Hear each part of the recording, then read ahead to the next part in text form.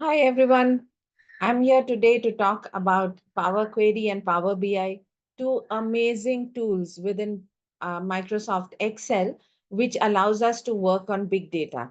Yes, really large chunks of data. So let's get going. What exactly am I talking about? Like, what's the process? The thing is, you can import in now any type of data from any source into Power Query, where you can give commands to transform it. Yes, everything on click of a button. And then you can put up a Power Pivot so that you can summarize and visualize your data as you want it. Of course, the next step is the analysis of this data. Again, to reiterate, you can pick up data from virtually any source, other Excel files, databases, web, you name it. It gets transformed and imported in through Power Query. And finally, in the Excel, you can get the accumulated data in tabular format. Or if the data is too large, you don't want it to show as an output. What you really want to do is it should stay in the background and you can summarize on the data using Power Pivot. Now, this is an amazing journey because it allows you to get ready to take on Power BI also. So here we are saying start with Excel, learn Power Query, learn Power Pivot, and it's a smooth transition to Power BI. So let's get started. So what is the data that we are talking about? Here you will notice I have 10 files of data, and each of these files has 5 lakh or 500,000 rows of data, each file. Okay. And what I want to do is I want to import all of this into one Excel through Power Query and then run a Power Pivot to filter out some lists. Yes, creating lists of segments of customers is one of the most important support that a data science person gives the business team, the sales team. So here we go.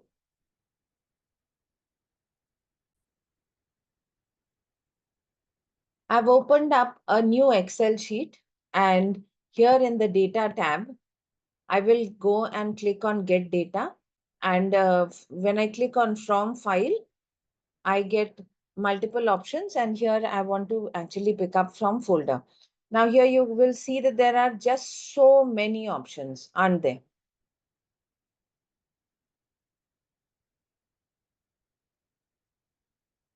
Now I go and choose the folder where my data is.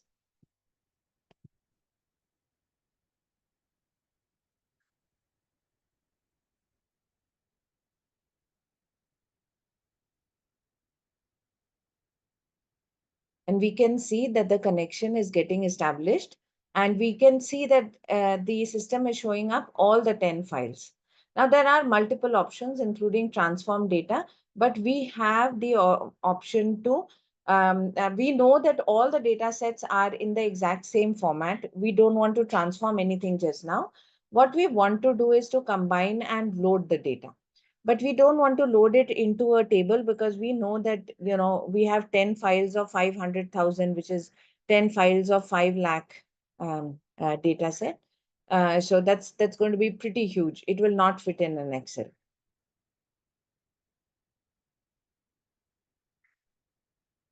So I will choose only create a connect, add this data to a data model and only create connection. So once I do this, what happens is that the data does not get saved to a table format where we've already discussed that the number of rows would be just too many.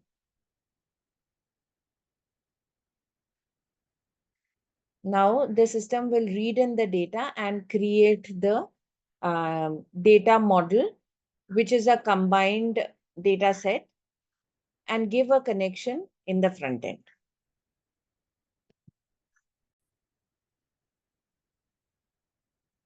So as Excel is importing in the data and processing it, let's just think a bit about what is market segmentation.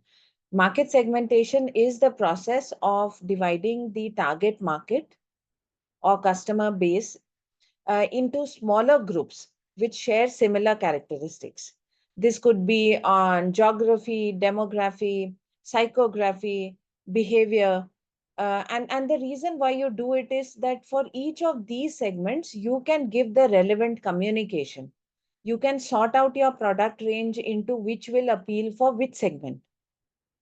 Hence, creation of lists of segments, of sets of customers who will be similar and therefore should be targeted in the same manner is very, very important to grow a business. And here is where, in the example that we are checking out, we're going to see how to do this.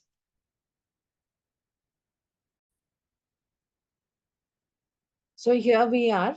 The data files have come into the data model. Yes, the data model you can see has 50, 100,000 rows loaded into it. That is a 50 lakh rows of data. And then what I do is I go and I want to insert a pivot table. So I go here and say from data model. Okay. It asks me where do I want the pivot table to be placed, and I ask it to be placed in the existing worksheet. And here we go.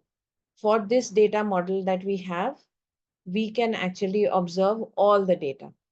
Now, I personally always want to work on the good old drag and drop classic pivot table option. So here you go. And if I want to just understand, how much data is there, etc., I can do it easily. I can look at the phone numbers, and instead of the sum of phone, I'll just do value field setting. Count of phone numbers that is there. So there are 4 lakh 99, 49 lakh 96,688 phone numbers. Some of the um, data has phone number blank. Now, one of the things you want to do is to create a list, right? So at this point, what have we done? We have got the data through Power Query into a data model, and we've created a Power Pivot on top of that data model on which we can see all the uh, data. And what we want to now do is to create some filters so that we could actually cut out the data and um, you know, work on it. So one of the things I want to do is to look at state, and in state, I want to remove all the south states. Okay. I want to remove the blanks, and I want to remove all the south states and then look at the data.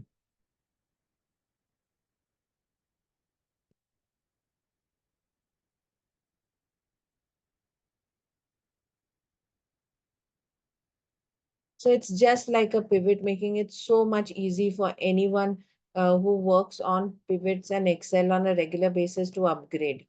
People keep talking about upgrading your skills, etc. But sometimes there's no clear path which emerges. And this is one clear path which I'd like you to try out, which is to, if you work extensively on Excel, please do try out the Power Query and Power Pivot. It will help you work on much larger sets of data. Okay. Now I also want to pick out salary. And in this salary, I want to again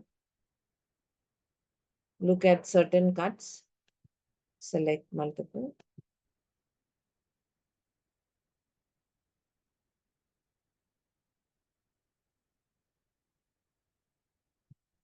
And I want to select blank.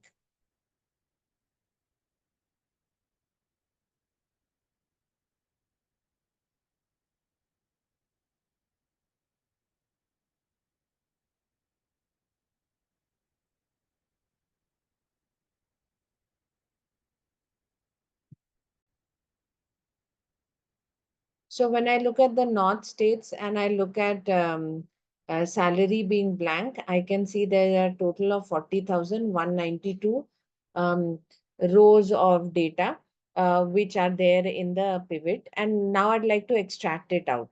Now, one of the things is I don't really know how many rows of data can I extract from this pivot.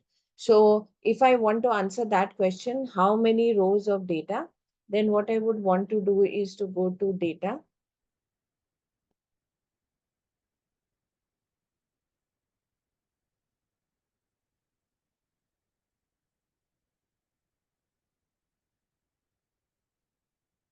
And for this model, I like to go to properties.